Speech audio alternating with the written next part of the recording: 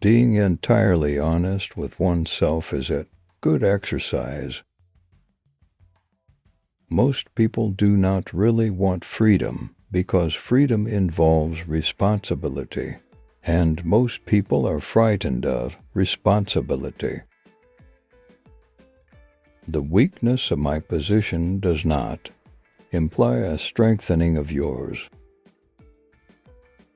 The words which we use in our everyday speech are nothing other than watered-down magic. Everywhere I go, I find that a poet has been there before me. Where does a thought go when it's forgotten? Smoking is indispensable if one has nothing to kiss. Poets are masters of us ordinary men in knowledge of the mind because they drink at streams which we have not yet made accessible to science. Love and work are the cornerstones of our humanness. If you can't do it, give up. It sounds not only disagreeable, but also paradoxical, yet it must nevertheless be said that anyone who is to be really free and happy in love must have surmounted his respect for women and have come to terms with the idea of incest with his mother or sister. Nothing that is mentally our own can ever be lost. The voice of the intellect is a soft one, but it does not rest until it has gained a hearing. Just as no one can be forced into belief, so no one can be forced into unbelief. The mind is like an iceberg. It floats with 1/7 of its bulk above water. We can never give up. We only exchange one thing for another. When one does not have what one wants, one must want what one has. From error to error, one discovers the entire truth.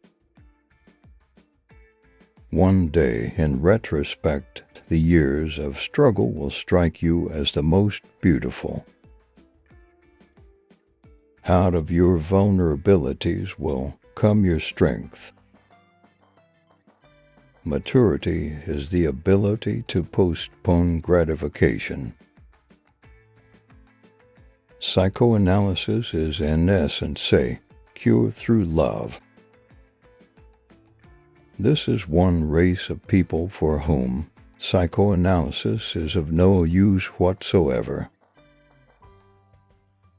It is a predisposition of human nature to consider an unpleasant idea untrue, and then it is easy to find arguments against it.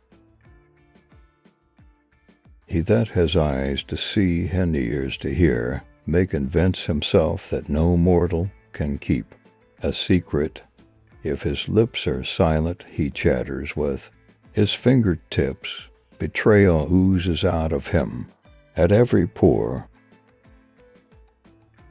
The psychoanalysis of neurotics has taught us to recognize the intimate connection between wetting the bed and the character trait of ambition. Incidentally, why was it that none of all the pious ever discovered psychoanalysis? Why did it have to wait for a completely godless Jew? Analysis does not set out to make pathological reactions impossible, but to give the patient's ego freedom to decide one way or another. Love is a state of temporary psychosis. Love and work, work and love, that's all there is. When a love relationship is at its height, There is no room left for any interest in the environment. A pair of lovers are sufficient to themselves. My love is something valuable to me, which I ought not to throw away without reflection. It is that we are never so defenseless against suffering as when we love, never so helplessly unhappy as when we have lost our loved object or its love. One is very crazy when in love. Whoever loves becomes humble. Those who love have, so to speak, pawned part of their narcissism. How bold one gets when one is sure of being loved. A love that does not discriminate seems, to me, to forfeit a part of its own value by doing an injustice to its object. And, secondly, not all men are worthy of love. Instinct of love toward an object demands a mastery to obtain it, and if a person feels they can't control the object or feel threatened by it, they act negatively toward it.